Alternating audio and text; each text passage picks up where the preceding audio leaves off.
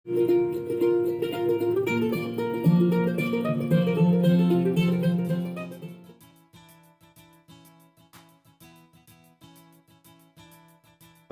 fisik dan neurofisiologis. Bagi anak laki-laki, perubahan hormon yang menandakan kematangan reproduksi dimulai dari 9 tahun sampai 20 tahun. Dan bagi anak perempuan, perubahan hormon yang menandakan kematangan reproduksi terjadi sejak usia 18 hingga 17. Perubahan fisik laki-laki terdiri dari pertambahan tinggi badan, menunjukkan testis dan skrotum yang menahan testis, pertumbuhan penis dan tumbuhnya bulu di wajah dan badan, suara anak laki-laki yang berubah. Dan perubahan fisik pada perempuan yang pertama menstruasi, dada dan tubuh yang telah berkembang, pertambahan tinggi badan, pertumbuhan karakteristik seksual sekunder serta pertumbuhan uterus dan vagina. Perkembangan kecerdasan.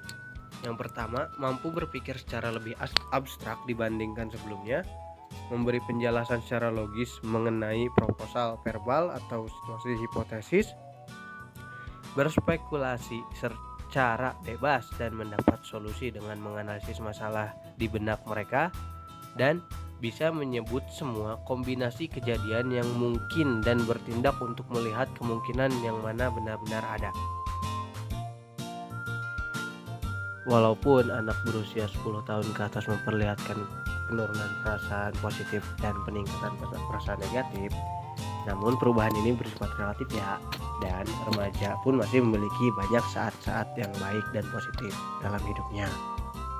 Dan remaja juga cenderung menyatakan kecemasan dan kegelisahannya di sekolah, dan perasaan yang lebih positif ketika berada di rumah atau bersama dengan keluarga. Dan remaja yang menyatakan kesepian, rendahnya penghargaan diri, dan depresi biasanya terjadi pada remaja yang mengalami konflik yang mengesalkan dan tidak diperkirakan dengan teman dan keluarganya. Dalam periode ini, perubahan remaja mulai mendalami siapa dirinya, apa yang mereka yakini, dan apa yang mereka mau. Mereka berada dalam proses pembentukan suatu yang disebut pemahaman identitas. Pemahaman atas perbedaan diri yang merupakan sisi terdalam. Ada dua cara yang digunakan oleh remaja untuk mencari identitas diri. Yang pertama, menggali identitas yang berasal dari keluarga. Yang kedua, mengeksplorasi berupa komitmen. Penalaran moral dan prososial mulai berkembang, dan mereka cenderung tidak melakukan tindakan untuk kepentingan pribadi dan sebagai bentuk kepatuhan, tetapi cenderung melakukan tindakan untuk memenuhi kebutuhan orang lain dan memberikan perhatian. Hubungan orang tua dan anak. Di Indonesia sendiri, orang tua dan anak sepakat bahwa kebanyakan konflik berhenti karena anak mengikuti keinginan orang tua.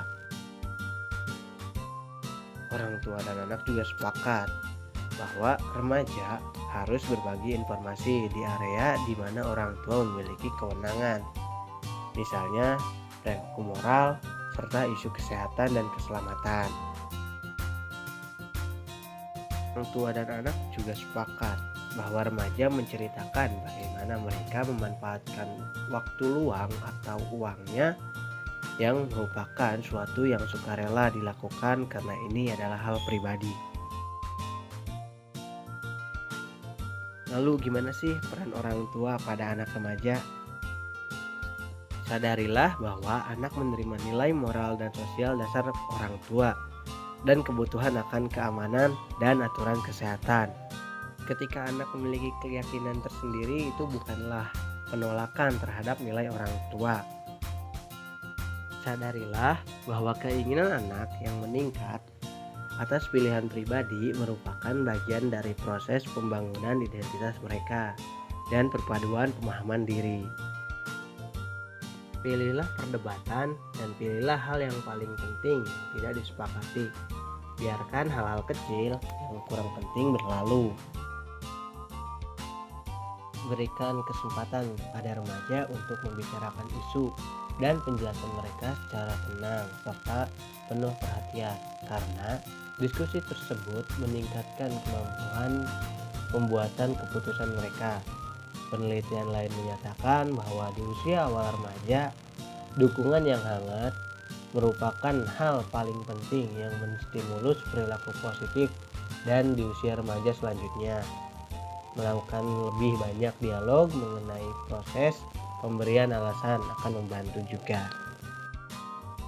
Remaja juga cenderung membagikan cerita ketika orang tua bersikap hangat dan memiliki standar yang jelas atas perilaku yang enggak ambigu, dan ketika remaja melakukan kegiatan yang tidak benar.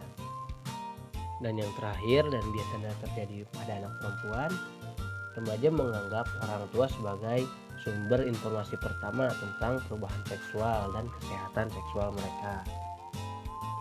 Oke, itu aja dari saya. Bila ada banyak kekurangan saya mohon maaf. Assalamualaikum warahmatullahi wabarakatuh.